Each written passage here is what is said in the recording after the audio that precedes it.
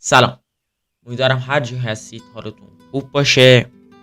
الانم میبینید یکم حال و حوصله‌ام خرابه، یکم ناراحتم، یکم آروم صحبت میکنم، غمگین من میرم به خاطر اینه که جناب آقای سینای محمودی مقلب سینا نئو رو از دست دادیم و تسلیت میگم به جامعه کانتنت کریتوری، به دوستاش، خانواده‌اش. عزیزی از دست دادن، انشالله هیچ وقت داغ جوون نبینید. واقعا غم بدیه. من خودم واقعا این خبر بهم رسید یه 2 روز کلا دپرس بودم، واقعا حالم بد بود، ده بده و از خانواده‌ام هم بپرسیدیم لاک مرده.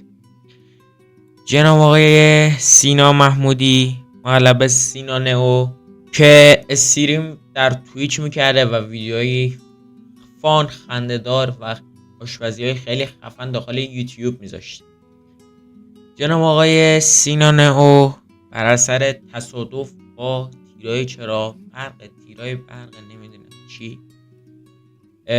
تصادف کنه، چیزیه که دوستاش و خانوادهش در استوریای اینستاگرام گفتن. مثل این که چند تا از بچه ها، علی بیزمو، علی پازوکی، یه چند تا از بچه ها، همه بچه ها جمع شده بودن حالا برم. مثل این که سینا نئو 3-4 ماه بود که اصلا ویدیو نمیذاشت، استریم نمیکرد. سر یه ویدیو ببخشید خیلی تخماتیک بعد پسوشر که چی یه مود شده بود سر درامای فلیم حسین و امیر ایزد. فکر کن یه دونه چیزی رد شده بود که حالا 5 تا دراگو با هم زد، یه سلی مود شده بود.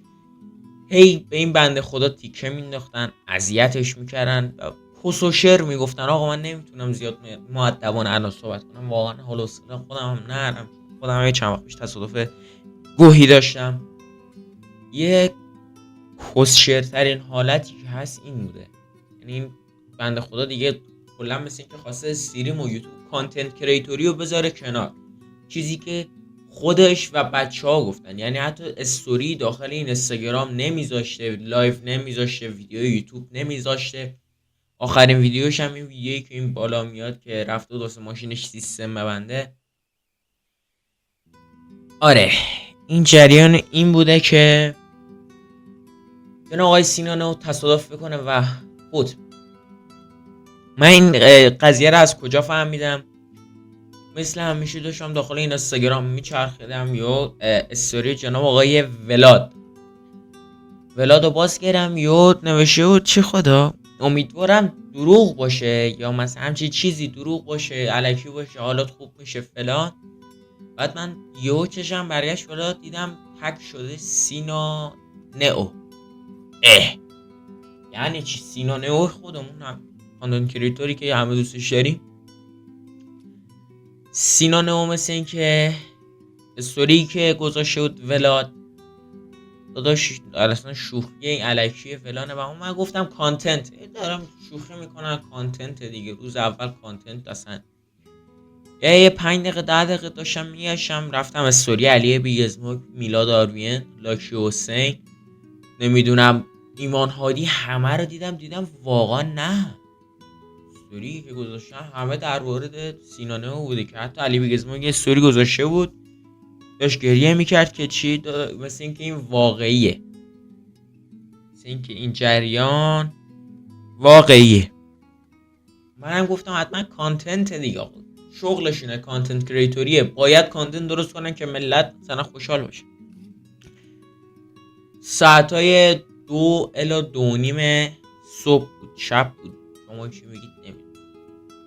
که استوری علی بیگزمو رو باز کردم، استوری میلاد ناروین رو باز کردم که نوشته بود تشییع جنازه آقای سینا نئو فردا ساعت 12 الی 1 در کجا؟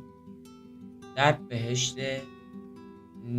بهشت کجا بود دقیق یادم نیست، بهشت مرزی بهشت. استوری جناب آقای میلاد آروین گذاشته که این استوریه امیدوارم معلوم شه یا معلوم نیست، یه خونه برم.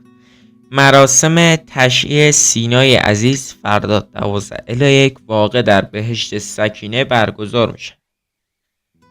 اینو که من دیدم واقعا دپرس شدم. یعنی چی؟ باز چی؟ سینانو چی شده؟ جریان چیه که علی بیگ اسموک داخل کانال تلگرامش یه ویدیو گذاشت که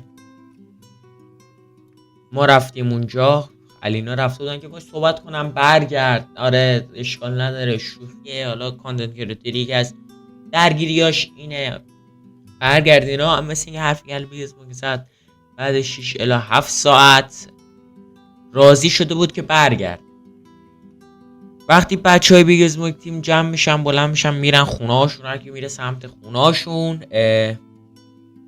جناب آقای سینا نئو 20 دقیقه بعدش حرفی که علی بیگ اسموک از زبون خانواده سینا نئو زده، از طرف اونا زده، مثل اینکه 20 دقیقه بعدش سینا جان میره سیگار بگیره، وسیله خرید کنه که با تیر چراغ برق تصادف میکنه و همون لحظه تموم میکنه. من گفتم بازم کانتنته، واقعا باورم نمیشد کانتنته بوده. چیه این کانتنته که فرداش علی بیگ اسموک ساعت 4 و 5 صبح بود استوری گذاشت، بنر گرفته بودن واسه در خونه سینا جان، بنر گرفته بودم و فرداش که ساعت 11 و نیم 12 بود، 12 ظهر، جناب آقای ولاد دوباره استوری گذاشت که سینا رو داشتن خاک و اونجا دیگه واقعا باورم شده بود. یعنی چی؟ مگه همینجور الکی سینا رو واسه چی باید خاک کنن؟ سر همینجور الکی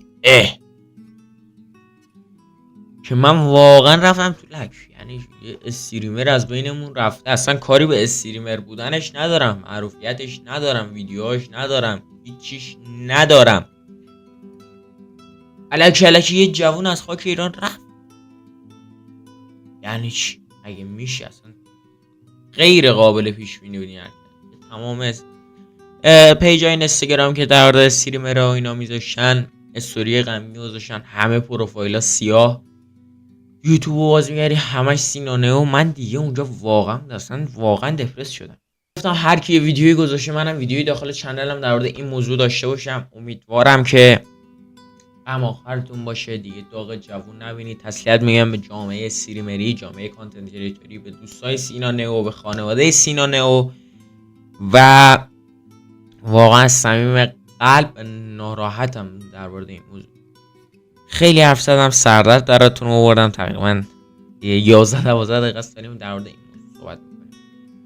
مرسی که تا اینجا ویدیو رو همراه ما بودید. تا دیداری دیگر، قربونتون برم. من واقعا شرمندم که تو یه همچین حالت زشت و زننده‌ای بنده رو دیدید. واقعا شرمندم. من رو استریم خودم عذرخواهی کردم، واجب بودش که اینجا هم عذرخواهی کنم. آقا اصلا اینجور چیزا واقعا بزرگ بودن یه آدم رو نشون نمیده.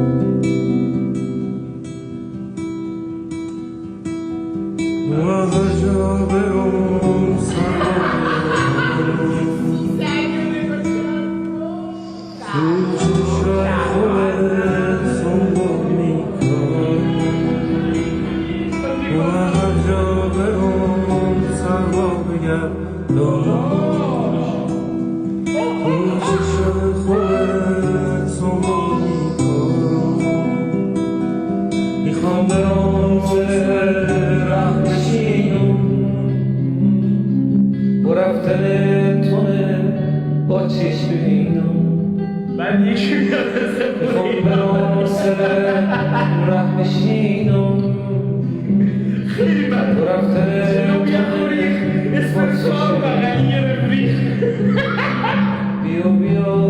بیا